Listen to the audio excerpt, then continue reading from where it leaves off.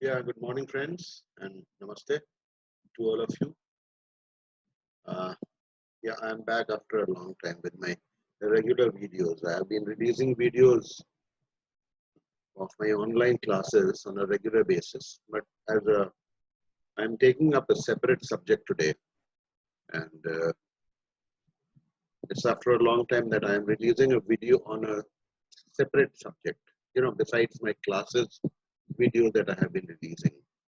तो आज का टॉपिक जो है वो एक बहुत ही इम्पोर्टेंट टॉपिक है and it is something that all you KP followers, अब जो आप लोग KP के स्टूडेंट्स हैं या KP जिनको आती है पूरी तरह या जो सीख भी रहे हैं तो उनको पता होगा. You must be aware of the special significations of Rahu and Ketu in KP.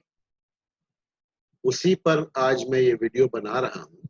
But जैसा कि आप देखेंगे कि ये वीडियो हमारा जो है दिस इज तो मैं ये कह रहा था कि रिगार्डिंग राहु एंड केतु का स्पेशल स्टेटस आप सभी को केपी फॉलोअर्स को मालूम होगा. राहु एंड केतु का सिग्निफिकेशन हम कैसे देखते हैं. बट एज देख रहे होंगे आपकी आज जो इस सब्जेक्ट का हमने जो टॉपिक रखा है, टॉपिक का नाम है the secret significations of Rahu and Ketu. This is something that I have been researching on, and I have discovered sort of Rahu and Ketu, besides whatever significations you may be aware of, Rahu and Ketu ultimately कैसे act करते हैं in Krishnamurthy पद्धति. उसी पे ये एक छोटा सा वीडियो मैं कोशिश कर रहा हूँ. देखिए आप कैसे इसको रिसीव करते हैं. Let me have your feedback, and this is something I have been researching over for a very long time. तो इसको मैं I'll try and make it as short and precise as possible. और एक request आप लोगों से ये है कि फीडबैक तो हमें बहुत अच्छा मिल रहा है बट सब्सक्रिप्शंस हमारे बहुत कम हैं. People are watching my video, वो भी मैं देखता हूँ, but enough people are not sufficient number of people are not subscribing to my channel.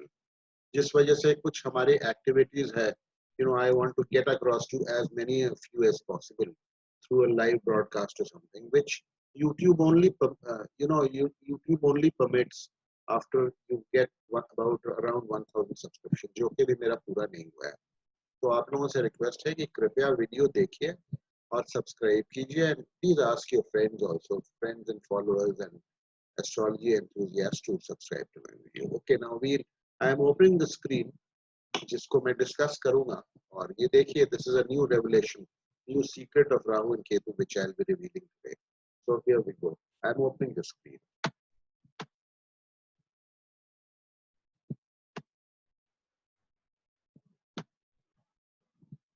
एक हमने ये देखिए, I have just taken a hypothetical sort of a chart, just for understanding what I am trying to convey. तो Rahu and Ketu के देखिए जो हमने लिखा है special status significations of Rahu and Ketu क्या होता है.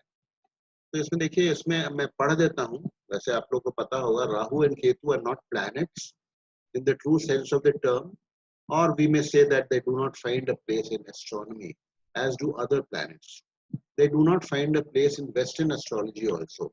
They are essentially shadow planets, acknowledged and forming a part of Hindu astrology, and their efficacy as astrological tools has been proven in Hindu astrology through empirical research. Being special in nature, they have a special status too in astrology and are different from other planets in so far as their significations are concerned. Both these planets give their results in the following manner as per Krishnamurti Paddhati. Krishnamurti Paddhati में राहु और केतु के significations के क्या rules हैं वो नीचे हमने enumerate किए हैं. मैं पढ़ देता हूँ, उसके बाद I'll come to the chart and we'll do the explaining part with vis-a-vis the planets that I have shown in this chart. Okay, देखिए, number one is Rahu and Ketu will first give the result of the planet they are conjunct with, जिसके साथ उनकी युति होगी, नजदीक की युति होगी, 2, 3, 4 डिग्री की युति होगी, 5 तक भी आप ले सकते हैं. तो उस प्लैनेट का रिजल्ट राहु और केतु देते हैं. उस प्लैनेट के जो भी प्रोमिसेस हैं उसको वो देते हैं. Then they will give the result of the planets they are aspected by. जिन ग्रहों की दृष्टि राहु और केतु के ऊपर है उसका भी वो रिजल्ट देते हैं. Although this is not 100% established, but anyway Krishnamurthy पद्धति में ये है तो मैंने इसको एनिमरेट कर दिया है. Number 3 is then they give the result of the house occupied by the star lord. फिर like any other planet वो अपने स्टार लॉर्ड के रिजल्ट्स को देते हैं. उनका स्टार लॉर्ड यानी कि नक्षत्र स्वामी जिस भाव में बैठा है, और नंबर 4 नक्षत्र स्वामी जिस भाव का लॉर्ड है उसका रिजल्ट राहु और केतु देते हैं. Then they give the result of the lord of the rashi occupied by them. ये है इनका स्पेशल सिग्निफिकेशन. जिस राशि में वो बैठते हैं उस राशि के स्वामी के जो प्रोमिसेस हैं, सिग्निफिकेशंस हैं, उस सारे सिग्निफिकेशंस को राहु एंड केतु भी देंगे. अभी हम और फर्दर इसको एक्सप्लेन करेंगे. Number 6 then they will of course give the result of the cusps whose untenanted cuspal sublords they become. Like any other planet, अगर राहु केतु किसी भी कस्प के अनटेनेंटेड सबलॉर्ड बैठते हैं, अनटेनेंटेड का ये मतलब हुआ उनके नक्षत्र में और कोई ग्रह नहीं बैठा हुआ हो और वो किसी कस्प का सबलॉर्ड बनते हैं, then they give the full significations of that cusp also. See, now I have written that out of the 5 scenarios enumerated above, number 2 is not established or borne out through empirical research. Number 2 जो है वो दृष्टियों वाला जो formula है वो it is not 100% borne out. Okay. The other situations are found to be time tested, albeit not in the order of strength as mentioned above. It is found in practice that both planets endow a native with all results as described above simultaneously. ये कोई जरूरी नहीं है कि जिस order में ये significations हमने राहु केतु के ऊपर मेंशन किए हैं उसी ऑर्डर में राहु केतु रिजल्ट्स देंगे. किसी भी ऑर्डर में दे सकते हैं और कई बार साइमल्टेनियसली सारे वो रिजल्ट्स देते हैं. ठीक है, तो ये हमें ध्यान में रखना है, ये हमें ध्यान में रखना है. और बाकी अब हम देखते हैं, हम कोशिश करते हैं समझने की कि कैसे जो है राहु केतु जो हमने चार्ट बनाया हुआ है इसमें वो कैसे अपना रिजल्ट देंगे. इससे हम आपको बहुत अच्छे तरीके से समझा सकते हैं. ओके, तो ऊपर दिए गए नियमों के अनुसार हम देखते हैं एज पर दिस चार्ट. एक और चार्ट हमने नीचे रखा हुआ, अभी मैं स्क्रॉल अप करूंगा तो हम देखते हैं how Rahu and Ketu they will give their results. They give their results and how they give their results in KP. इसको हमको एक बात समझना है कि राहु एंड केतु एक तो रिजल्ट देते हैं like any other normal planet, जो केपी के रूल्स हैं. कोई भी प्लैनेट कैसे अपने रिजल्ट्स देता है एज पर significations as described and defined in Krishnamurti Paddhati. और दूसरा फिर राहु और केतु रिजल्ट देते हैं through the planets they represent. तो दो तरीके से हमें ये समझना है हम कैसे ये राहु एंड केतु के कैसे फुल सिग्निफिकेशंस इस हाइपोथेटिकल चार्ट में हमारे सामने आएंगे when we are doing predictions और एनालाइजिंग ए चार्ट. ये हम देखते हैं नीचे हमने एक डिटेल्ड जो है, नॉट डिटेल्ड, एक हाइपोथेटिकल चार्ट दिया हुआ है, उसको हम समझते हैं. Now let us we'll try and understand how Rahu and Ketu will give their results. और इसमें जो मैंने बात की है the secret signification of Rahu and Ketu, वो भी मैं आपको एक्सप्लेन करूंगा. That is actually what I am making this video for. अभी जो नॉर्मल रूल्स हैं राहु एंड केतु के वो as KP enthusiasts, KP followers and KP astrologers आप लोगों को मालूम होंगे.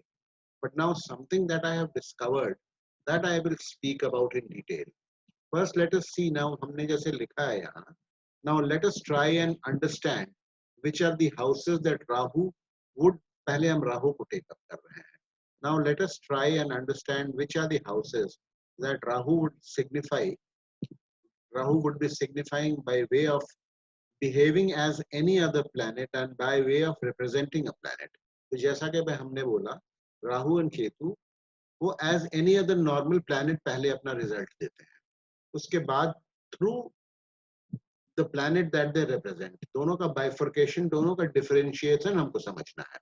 Okay, so number 1, Rahu, number 1, behaving as any other planet. would do so as per KP rules. Rahu would give the results of the house where its star lord sun is posited. देखिए राहु बैठा कहाँ है?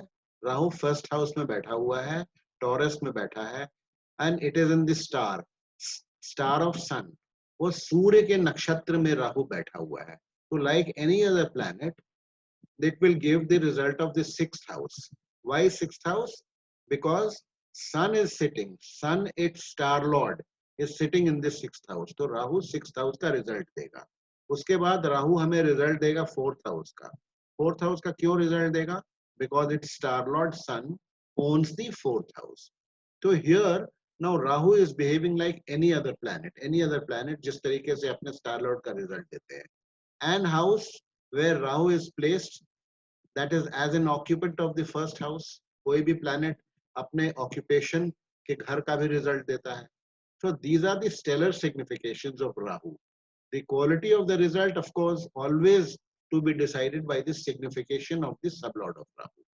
Stellar signification कोई भी होता है, आपको पता है, कोई भी planet अपने stellar significations यानी कि अपने नक्षत्र लॉर्ड का रिजल्ट देता है. बट वो रिजल्ट कैसा होगा, अच्छा होगा या खराब होगा, न्यूट्रल होगा, that is decided by the sublord of that planet. So likewise here, whether the result is going to be positive, negative, neutral, that will finally, the verdict is with the sublord of Rahu. जो भी sublord Rahu का होगा वो उस result को qualify करेगा. This rule as we all know.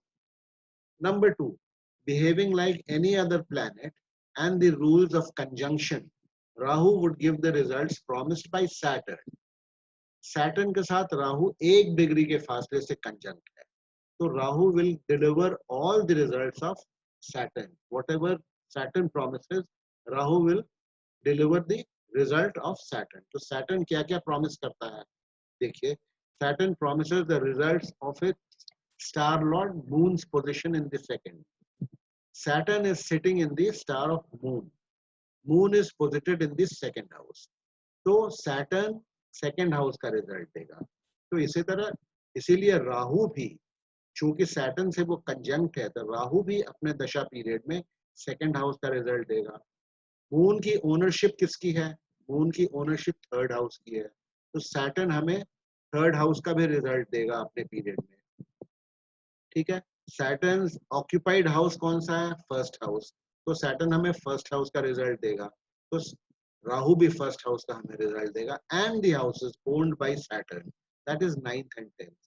Saturn की ownership 9th और 10th भाव की है. तो Saturn जो है 9th और 10th भाव का भी रिजल्ट देगा अपने पीरियड में. The quality of the results would depend on the significations of the sublord of Saturn. ठीक है. ये तो एक पॉइंट है कि राहु Saturn का रिजल्ट देगा. कैसा रिजल्ट होगा? काफी हद तक Saturn के सबलॉर्ड पे डिपेंड करेगा, क्योंकि Saturn का रिजल्ट राहु दे रहा है. लेकिन जिस मैं सीक्रेट की बात कर रहा हूं, ये हमने अपने एक्सपीरियंस से पाया है. बहुत सारे हॉरोस्कोप्स को जज करने के बाद, एनालाइज करने के बाद पाया कि अल्टीमेट रिजल्ट जो है, अल्टीमेट रिजल्ट राहु जो Saturn का देगा या जिसके साथ भी कंजंक्ट है या रिप्रेजेंट करता है, अल्टीमेट रिजल्ट राहु के सबलॉर्ड पर ही डिपेंड करेगा. अभी हमने बोला कि Saturn के सबलॉर्ड के अकॉर्डिंग देगा. That is true up to a certain extent. उसको यूं समझिए कि अगर Saturn का सबलॉर्ड पॉजिटिव है और राहु का भी सबलॉर्ड पॉजिटिव है, then results will be par excellence. Par excellence जो है रिजल्ट होगा. अगर Saturn का सबलॉर्ड खराब है और राहु का सबलॉर्ड अच्छा है, तो रिजल्ट ठीक ठाक होगा. मिडिल लेवल के रिजल्ट्स होंगे, ना खराब ना बहुत अच्छा. बट अल्टीमेटली राहु का सबलॉर्ड डिसाइड करता है. और अगर दोनों खराब होंगे, Saturn का सबलॉर्ड भी अगर नेगेटिव है और राहु का भी नेगेटिव है, तो बहुत डिजास्टर्स रिजल्ट होते हैं. आपने सुना होगा, वैदिक एस्ट्रोलॉजी में भी सुना होगा और केपी में भी, वैदिक में ज्यादा आपने सुना होगा कि राहु जो है सडनली, जब राहु की दशाएं आती हैं, अंतरदशा, महादशा, प्रत्यंतर दशा कुछ भी आती हैं, तो या तो चलता हुआ काम एकदम से सुधर जाता है, या बिगड़ा हुआ चलता हुआ अच्छा काम एकदम से या तो बिगड़ जाएगा, या बिगड़ा हुआ काम जो बिल्कुल ही नहीं चल रहा है, राहु के शुरू होते ही जो है, राहु के आते ही वो काम एकदम से सुधर जाता है। ये कहावत आपने सुनी होगी और ये सही भी है। राहु में अक्सर ऐसा देखा गया है। उसके पीछे क्या कारण था, वो हमने बहुत उसको रिसर्च करने के बाद हमें उसका सीक्रेट पता लगा कि राहु का अल्टीमेटली सबलॉर्ड, राहु और केतु दोनों का जो सबलॉर्ड है वो क्वालिफाई करेगा। राहु किसके रिजल्ट को दे रहा है, उसको राहु का सबलॉर्ड ही क्वालिफाई करेगा अल्टीमेटली। तो दिस इज द सीक्रेट, जो कहते हैं कि राहु एकदम से बिगाड़ देता है या एकदम से बना देता है। आपने सुना होगा राहु वैसे भी मटीरियलिस्टिक प्लैनेट है, और राहु के तरीके भी बहुत अच्छे नहीं होते हैं। Rahu can take you astray also. तो राहु अगर पॉजिटिवली इंक्लाइंड है थ्रू इट्स सबलॉर्ड, तो आपको वो मटेरियल गेन्स बहुत देगा। और अगर अदर कॉम्बिनेशंस आपके एस्ट्रे होने के हैं हॉरोस्कोप में, इट में टेक यू एस्ट्रे ऑल्सो, ठीक है। बहुत कुछ देगा भी, लेकिन आपकी आदतें वो खराब कर सकता है। और अगर अच्छा हो रहा है, राहु का सबलॉर्ड बहुत नेगेटिव है, तो वो सब कुछ आपसे छीन भी सकता है। ऐसा अक्सर आपने सुना होगा, या अगर आप एस्ट्रोलॉजर हैं तो कई हॉरोस्कोप्स में आपने देखा होगा ऐसा होता है। क्यों होता था, that had not been explained in detail by anyone so far that I know of. अभी तक किसी ने इसको एक्सप्लेन ठीक से नहीं किया था। तो ये हमने अपने बहुत एम्पिरिकल रिसर्च करने के बाद इस निष्कर्ष पर मैं पहुंचा। Okay, now this again, number two जो अभी हमने discuss किया, here also Rahu is acting like any other planet, because in KP any other planet will also give the result of the any planet that it is closely conjunct with. Okay, the only difference is कि sublord का difference आ जाता है। यहाँ पर राहु का sublord will ultimately decide the result, अच्छा होगा या खराब होगा। Okay, now number three we come to Rahu by sitting in Taurus. Now this is where Rahu and Ketu give the result of the planet that they represent. Which planet do they represent? Rahu कहाँ बैठा है? Rahu बैठा है Taurus. So it is as if, you know, Rahu and Ketu sitting in any Rashi, any of the Rashis, it is as if they become owners of that Rashi. Okay, इनकी अपनी कोई राशि तो नहीं होती है, they become owners of that Rashi. So we can say they represent the owner of the house of the Rashi that they are setting in. So Rahu here represents Venus, as Venus is the Lord of Taurus. तो Rahu Venus के सारे promises जो हैं वो Rahu deliver करेगा अपने दशा अंतरदशा में। तो Rahu by sitting in Taurus represents Venus. ये 3 नंबर देखिए जो हमने लिखा हुआ है.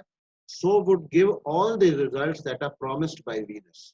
Okay, I will just change the cursor, okay, so that you can follow it in a better manner. I will just change. Sorry, अभी तक मैंने cursor नहीं लगाया था. ये नंबर 3 पे है. आप देखिए, Rahu by sitting in Taurus represents Venus. So would give all the results that are promised by Venus. That is Venus sitting in the star of Mercury. Venus is sitting in the star of Mercury. Mercury जो है Venus का star lord है. तो mercury कहाँ बैठा हुआ है? Mercury बैठा हुआ है 5th हाउस में. देखिए यहाँ पर मरकरी 5th हाउस में बैठा हुआ है. तो Venus will first give the result of the 5th house where its star lord is placed. So Rahu also through Venus will give the result of the 5th house. And then where Mercury is sitting, where and then उसके बाद semicolon दिया है हमने. Mercury is sitting in the 6th. Then 2nd and 5th, which Mercury owns. Mercury as the star lord of Venus owns the 2nd house. देखिए cursor यहाँ, and the 5th house. ठीक है, ये Gemini है, ये Virgo है. Mercury is the owner of Gemini and Virgo. So Venus will give the result of the houses owned by its star lord Mercury, that is the 2nd and 5th. So Rahu will also give the results of 2nd and 5th also. Okay, then where Venus is sitting, it is sitting in the 7th. So Venus will give the result of 7th and 1st and 6th, the houses that Venus owns 1st and 6th. तो Venus फिर 7th का भी result देगा, 1st का भी देगा, 6th का भी देगा. तो राहु चूंकि Venus को रिप्रेजेंट कर रहा है, Rahu will give the result of all the houses that Venus promises the results of. Okay, quality of results, again we come to that point जिस पर मैं बार बार emphasize कर रहा हूँ. Quality of results will of course depend on the sublord of Venus, and more than sublord of Venus, हमने ये red में underline किया, here also the sublord of Rahu would play a role. ऊपर भी हमने देखिए सैटर्न के case में भी इसको अंडरलाइन किया था कर्सर को.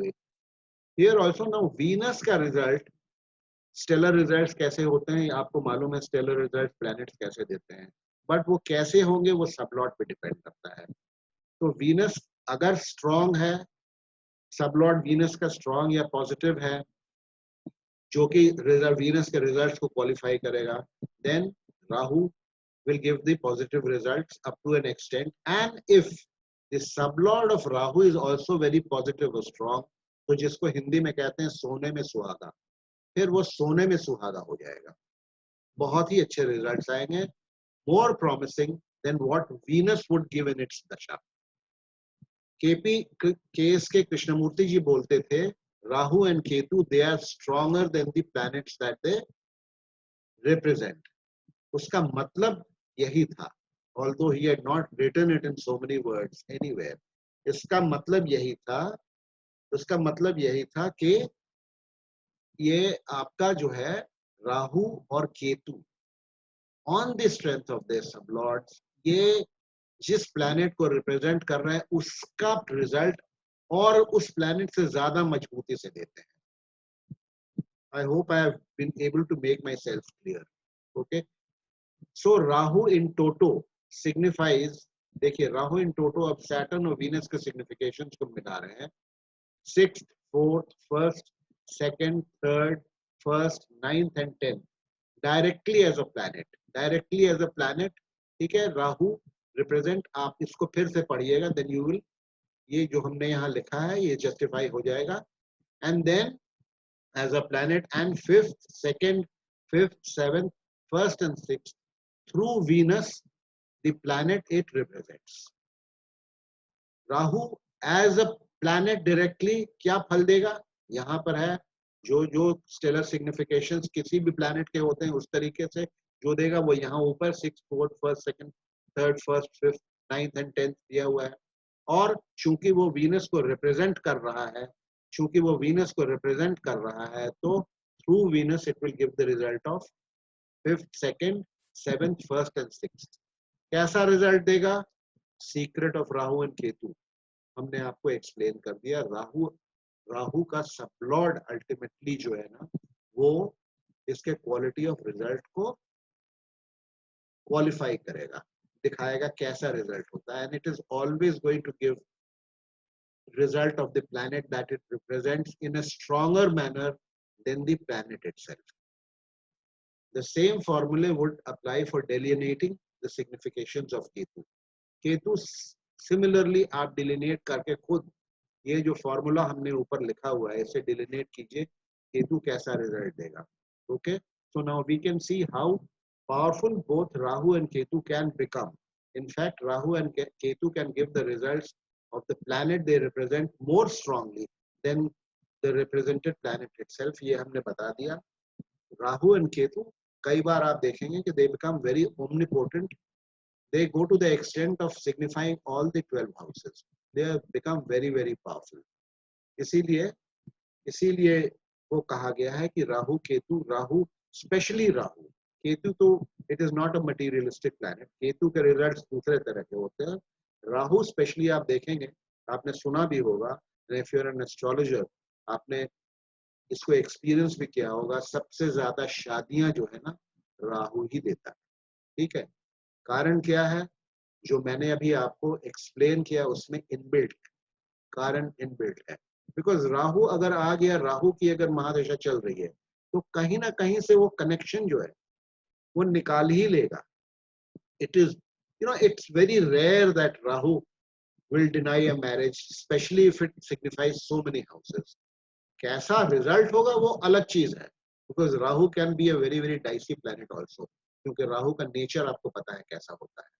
So anyway, I'll finish my video here. आप please let me have your feedback and let me know आपको कैसा लगा ये वीडियो.